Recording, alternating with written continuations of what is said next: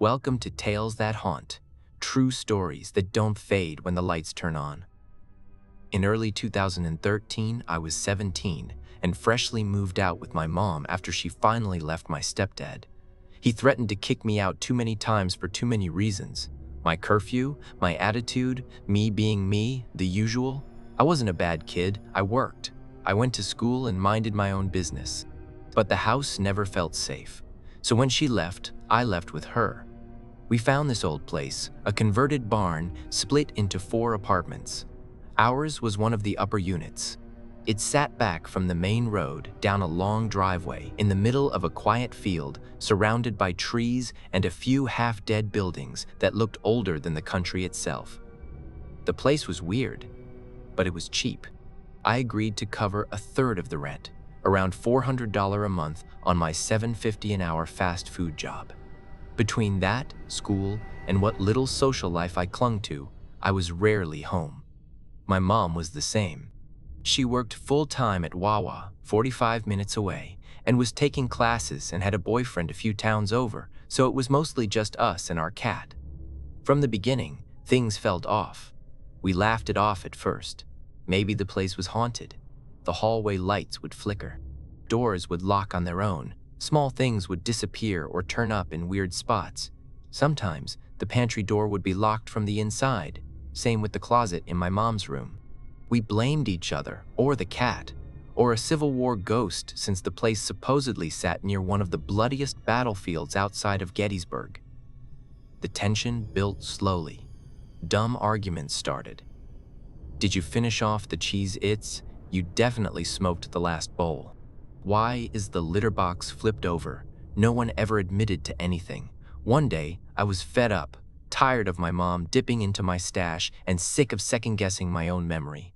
I set up a simple string trap across the door. Nothing fancy, just a trip line that would pop loose if the door was opened. I was going to prove she was doing it.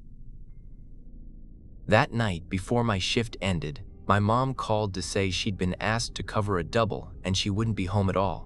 And did I have bus fare to get back? I did. When I got home, the trip line was broken, the weed a little lighter. I stared at the door for a long time.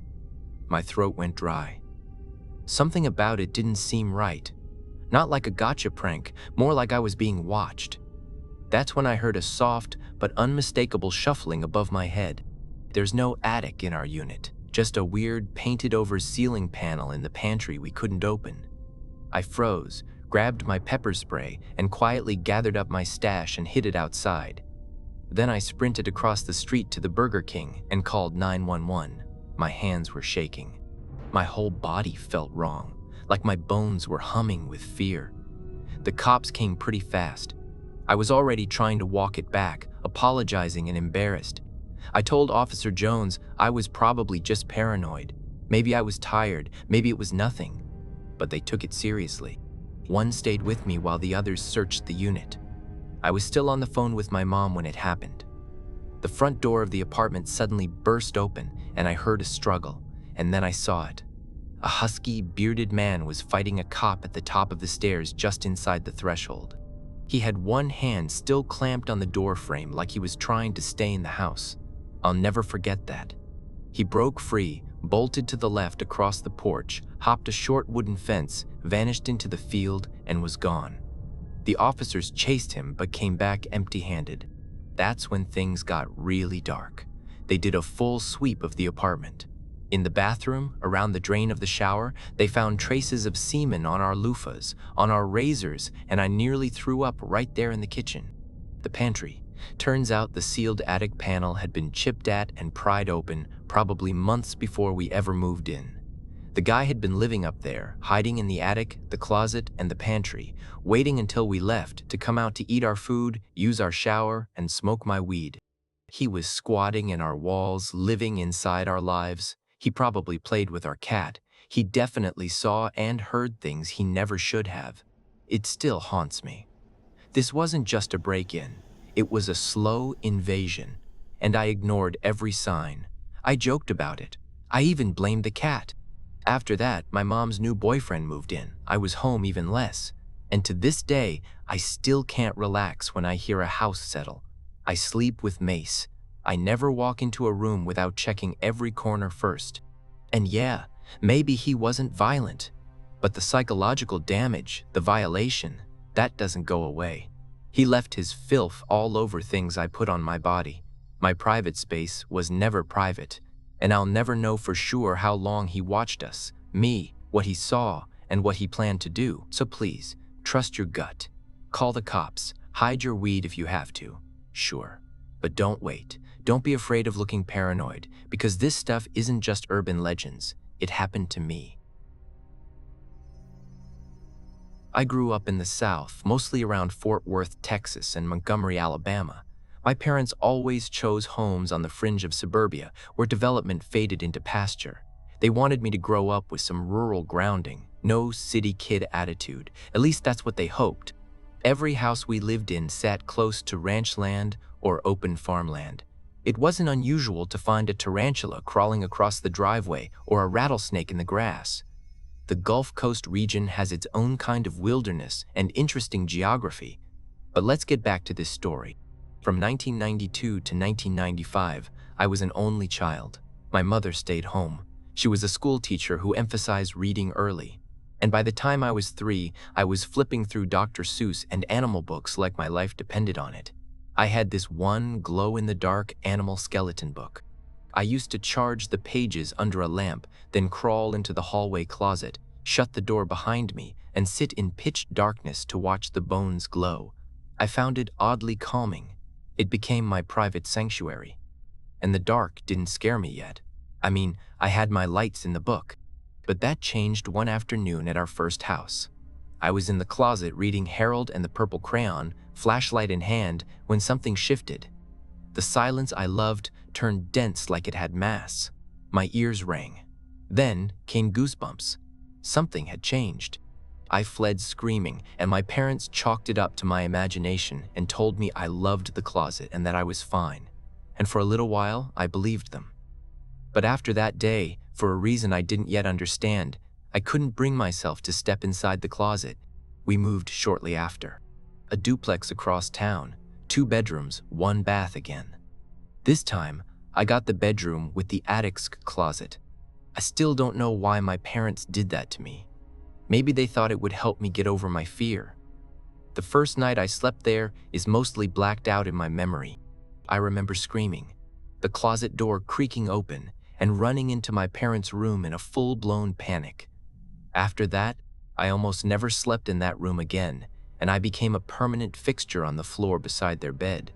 They thought I was going through a phase, but every night, like clockwork, as soon as I heard my dad start snoring, that closet door would begin to open on its own, and I'd stare at it, frozen, until I couldn't take it anymore and ran crying into their room.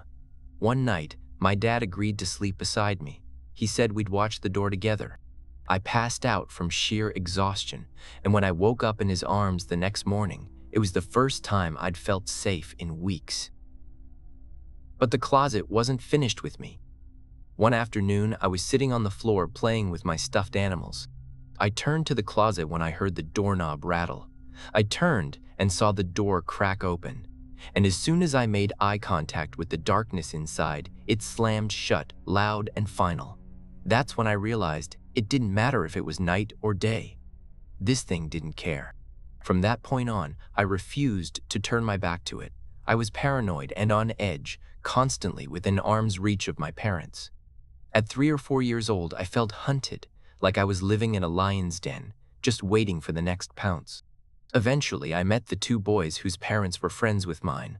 One day, during a play date, they dared me to sit in the closet with them, lights off, door shut. I didn't want to, but I was desperate to feel normal again and for that feeling of acceptance. So we did it. At first, it was quiet, and for a fleeting moment, I relaxed and let myself believe everything had been in my imagination. Then one of them yelled, accusing the other of pinching him. Then again, they argued. Then the youngest screamed and threw the door open. We all bolted out of that room and into the kitchen like something was chasing us. His forearm had a long raised scratch, one clean, fresh claw mark. No one had touched him. And the closet door, where my mom had checked, was shut. After that, everything changed. The boys wouldn't go near the basement at home anymore. The neighbor's girl next door, who shared a wall with my room, started screaming in the night. My dad even ran over once, thinking we were being robbed. Turns out one sister had gone to the bathroom, the other one still in bed, and said something tried to drag her by the hair. By the end of that summer, none of us were sleeping. We'd nap outside on the trampoline during the day because night felt like something we had to survive. I was sunburnt, sleep-deprived, and terrified. Then came the last night. My parents were packing the U-Haul that was out front. My mom was folding clothes in the bedroom while I clung to her leg like a lifeline. We kept walking back and forth between the truck and the house. And every time I passed my bedroom, I saw the closet door slowly creak open and slam shut again when I looked directly at it. Finally, my mom, frustrated, walked over to the door to prove there was nothing there, and I saw her face freeze.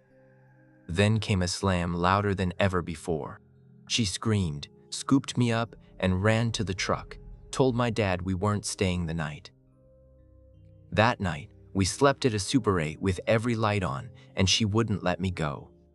When I told her, "I told you so," she just stroked my face and said nothing. We didn't speak about it for a long time.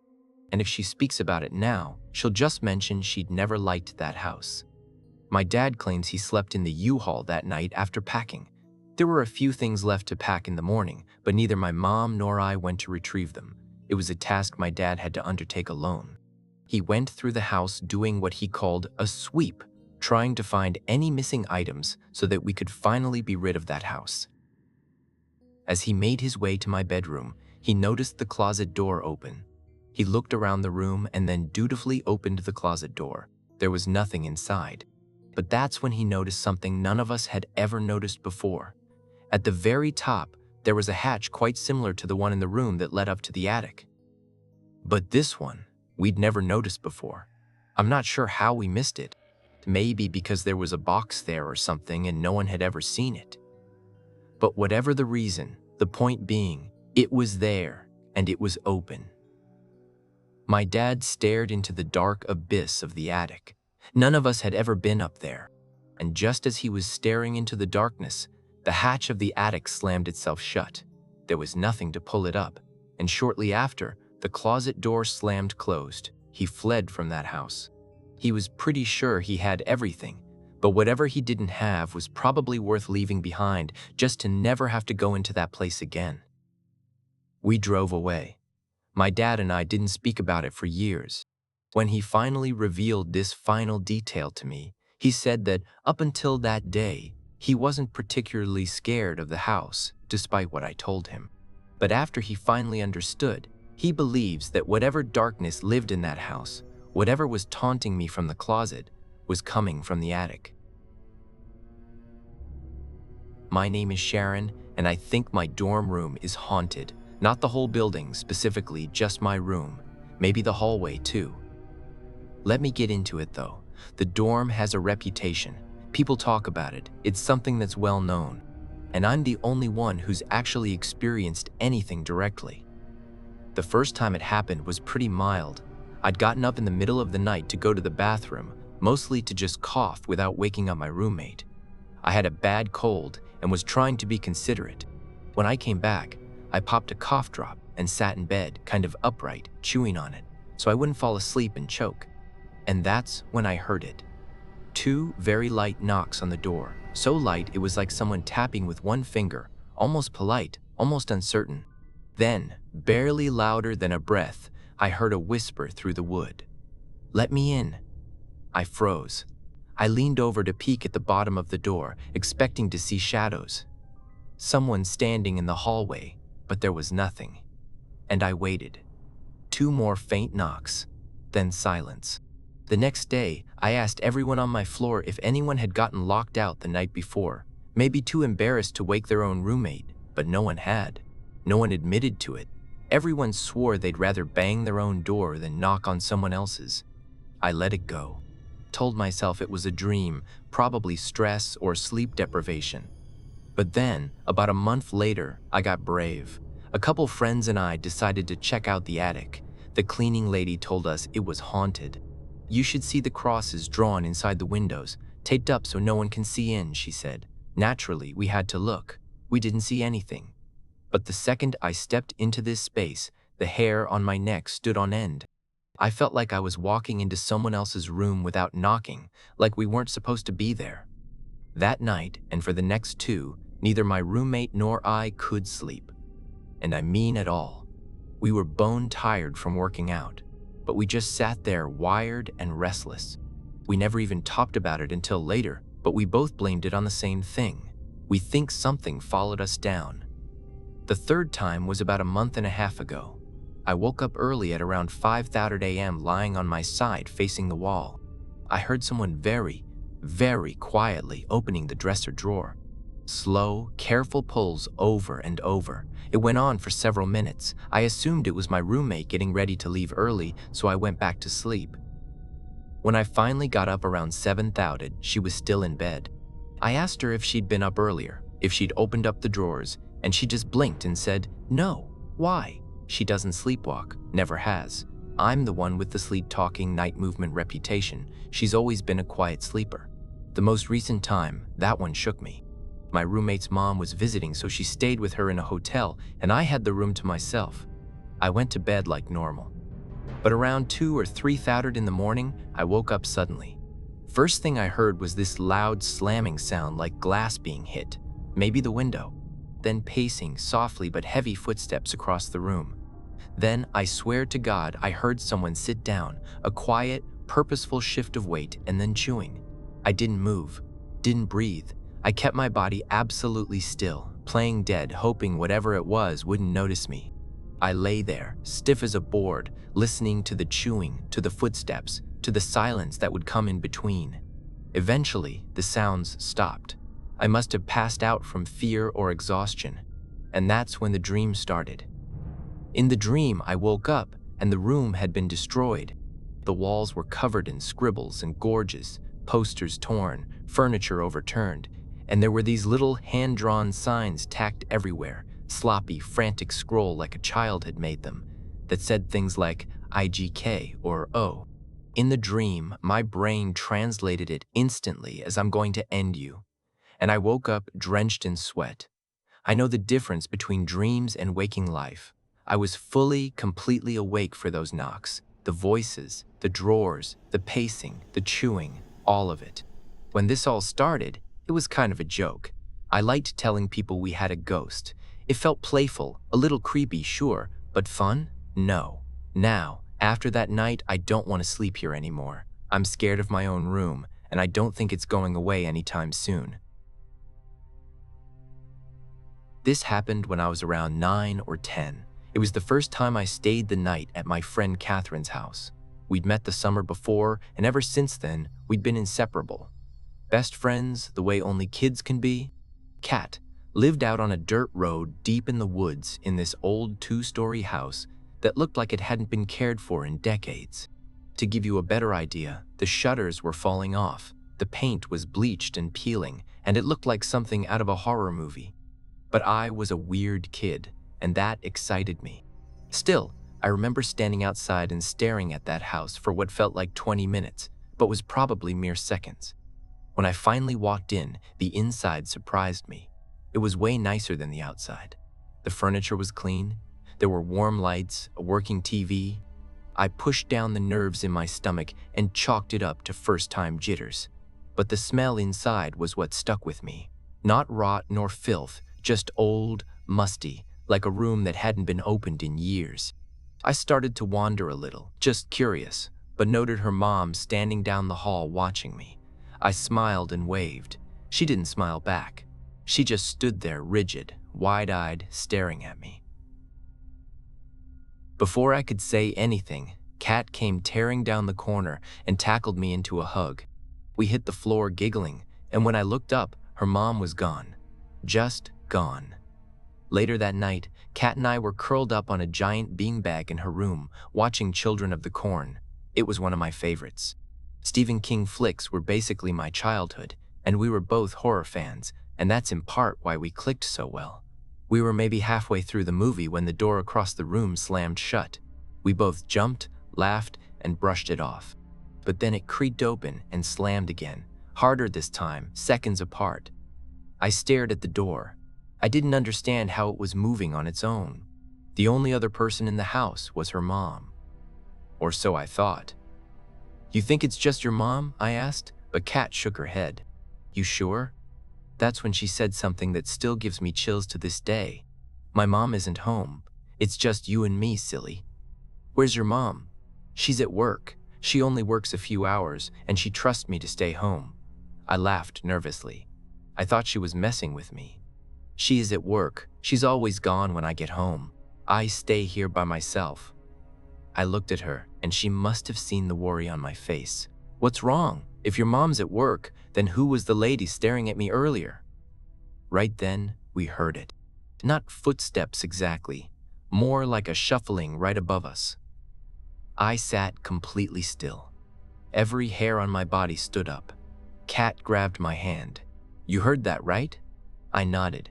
Then the footsteps again, heavier and faster. They were pacing. We both looked up at the ceiling.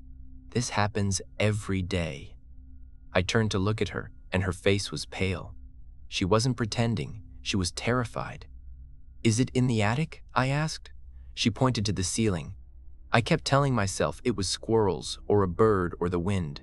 But then we sat completely still, and you know how it is when you're quiet enough and you start hearing everything. That's when we heard it. A child's giggle. But Kat didn't have any siblings, and we were alone. I was ready to run. Every instinct I had was screaming to get out. I wanted to grab Kat and bolt for the front door, but she pulled me back. "Want to hear a story?" she asked, like none of that had just happened. I didn't answer, so she started anyway. "The house used to be a daycare. There was a woman who watched kids here, and one day she locked them in the attic and took her life in the kitchen. No one found them for months, and all the kids passed away." I wanted to throw up. "It's true," she said. I doubted that. I was pretty sure parents would come looking for their kids, knowing exactly where they dropped them off. But I let my suspension of disbelief follow her for a little longer. "I see the kids, but I've never seen the lady." "You did." I don't remember what happened after that. I just remember running out of her room and out the front door, not stopping to put my shoes on. Kat chased me after, begging me to stay, but I couldn't. I couldn't even breathe until I was outside. I didn't sleep that night. And when I saw Kat at school the next day, she gave me my stuff and was quite cross that I'd run away when she was so scared. As the years went by, we made other friends, and our friendship started to slightly dissolve. I didn't see her much after that, but I remembered the times we used to play. I'm 27 now. I looked for her online, old yearbooks, but couldn't find her. Not even on Facebook, which I thought was weird. I only started looking because I was driving back home, and I happened to pass by the old house. It looked in worse shape than it ever had, and it left me wondering about Kat. I wonder if that really happened in her house, in the attic. There are so many questions I have, but one thing's for sure. I still don't want to go back. This happened when I was 16. I couldn't sleep that night. Something was bothering me that happened at school, and it kept replaying in my mind over and over. For context, mine and my parents' rooms are in the converted attic space. There's a small hallway separating our rooms that leads to the stairs that go down to the rest of the house. I was just managing to drift off when I heard it. This sudden, high-pitched noise that made me jump out of my skin. It wasn't quite a scream and not quite a laugh. It sounded like a giggle that had gone wrong. I turned on my lamp, heart pounding, but there was nothing in the room. I stood up and turned towards the hallway, and that's when I saw her. A tall woman standing completely still in the hallway outside my room. Just a shadow at first, like the outline of something that shouldn't be there. My first thought wasn't ghost. It was, is this real? Then came fear. Did she see me? She started walking slowly towards my door. My parents' bedroom was on the other end of the house. If I screamed, would they even hear me in time? I backed away from the door and crouched next to my bed, right beside the nightstand where I kept a bat for self-defense. I grabbed it. My hands were shaking. I crouched there, hidden, waiting. Then I heard footsteps again, this time going down the stairs. I exhaled cautiously, stood, and moved to shut my door. But as I pulled it closed, the heavy wood door slammed into my bare foot, and the pain shot up my leg, and I let out a low and involuntary cry. That's when it all turned. The woman who had been halfway down the stairs stopped. Her head snapped around, and we locked eyes. She turned and came straight back up. I tried to shut the door, but she got her foot in it before it closed. I stumbled backwards, still clutching the bat. "Your father said everyone was asleep," she said, her voice cold and quiet. "Why aren't you?"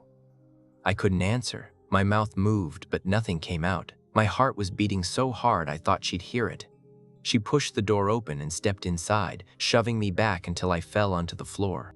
"You're going to forget you ever saw me," she hissed, crouching over me. "And you have to go to bed. Do you understand?" Then, thank God, I heard my parents' bedroom door open.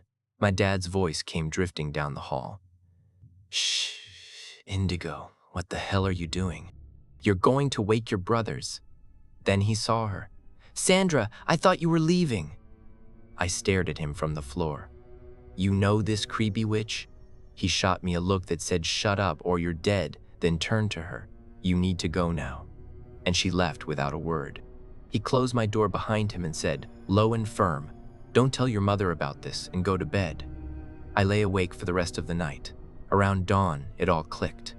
The late-night work trips, my dad acting sketchy, the random woman creeping around our house in the middle of the night. He was having an affair. When I woke up again later that morning, my mom had already returned from her trip. I decided not to tell her yet. I figured it would be best to give him a chance to come clean. I said casually over breakfast, "So, Dad, have fun last night?" He nearly choked on his toast. My mom gave me a serious look, but he didn't flinch. "Went out for beers with the guys. Everyone was asleep when I got home." Liar. He never told her. So the next time she went out of town and Sandra came sneaking back into our house, I told Mom everything, and they got divorced. In around 2019, I was 25 and struggling financially, so I asked my mom if I could take one of her rooms in order to pay less rent. I moved in. Then soon after, I asked my girlfriend to move in with me to help pay the rent. It was a 4-bedroom house with a studio attached in the back. On one half of our house was my mom in the master bedroom with one of my twin sisters, Carla, of 13. In the other room was a man who was renting a room.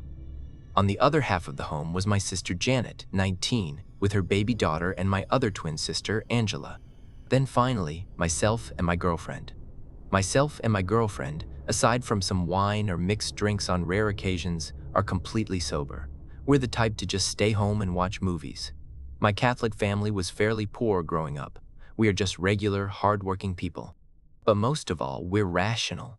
We don't really care with BS. No previous strange occurrences in any of our lives. Now, my girlfriend is also Christian. So, one night around 8:30 p.m., myself and my girlfriend were in bed, and we were alarmed to hear the most heavy footsteps you can imagine on the roof. It sounded like a big man with boots, and it was very clearly going from corner to corner above our room. I got up and went to investigate. Everything was normal in our house. I went outside expecting to see someone on our roof, probably the back neighbor, but there was nothing. We asked the people in the back. No clue. Me and my girlfriend and our cat were the only ones that heard it. I thought maybe it was someone running away from someone or something, but our roof had that very steep triangle shape. And a few days after, again, myself and my girlfriend were on our bed when we heard running above us. That time, it was quick, light running, a child. This time, it was more odd. We went to ask my sister, but nothing. Every so often, we'd hear these steps above us, and I started believing we had a person living in our attic. Every time I heard the steps, I'd pop my head into the attic and shine my phone, but there would never be anything. Eventually, I climbed all the way up to search. Nothing. No one else had heard them except me and my girlfriend, and it began getting very frustrating. I have anxiety, and I've always had trouble sleeping. When I'd hear the steps at night, I'd be very uncomfortable, and when it would wake me up, I'd have trouble falling back asleep. I started getting very angry about the situation. I was a competitive boxer at the time, and sleep was a necessity. Myself and my girlfriend came to the conclusion that it was probably an animal or a ghost. One day, I was alone in the house and I heard the steps. At this point, I was pissed. I said, "Perfect," and rushed my way up to the attic. I crawled around saying, "Here I am, all by myself. What you going to do about it? What do you want? Show yourself. Do something." Nothing. One night, footsteps again. This time around 2000 a.m. I'm awake now. Stress is high. I start doing research on my phone. Animal sounds on roofs, walls, etc. Not sounding familiar. No help. Ghosts making footsteps. Noises equals poltergeist. I researched the history. They're not ghosts, but energy created by us humans. In the past, they believed poltergeists were caused by teenage girls because of their strong emotions. Bingo. My home at the time was a war zone of emotions. Anger, sadness, cursing, yelling, and fights. Most of the issues were due to my twin sisters. Angela, especially at the time, was rebelling severely. She started hanging out with some bad kids and drinking and drugging. My mom was strict, so they would fight bad. Once they got into a small fistfight and police were called. Of course, I'd get involved as well. Angela had very strong emotions. I was battling depression at this time due to me being broke. Myself and my mom are bipolar, and my sister Carla was clinically diagnosed as bipolar. While researching, I learned that we could get rid of negative energy by bringing positive energy, aka praying and saging your home. Eventually, as I was up, my girlfriend woke up too. I told her that I'd heard the footsteps again and couldn't go back to sleep, and about all the research I found. She started doing some research of her own. At this point, it was around 15 minutes before 3:30 a.m., and my girlfriend said out loud, "I'm just waiting for 3:30 a.m., because that's when the spirits are most active." I took it as a joke and ignored it, but sure enough, at 3:30 a.m., on the dot, we heard the most aggressive, chaotic, and sporadic thumping yet. This time, it was happening with no pattern, and it was all over our roof. My girlfriend grabbed my shoulder, terrified.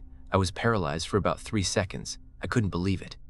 After coming to, I picked up my phone and started recording. Too late. It lasted maybe 4 seconds. All I got on video was my cat freaking out.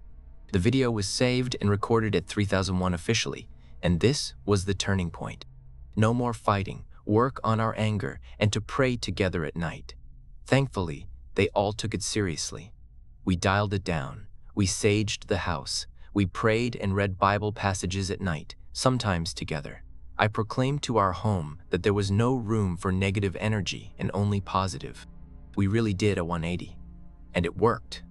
After some time, very suddenly, it just stopped. Not a peep. We never spoke about it as a family again.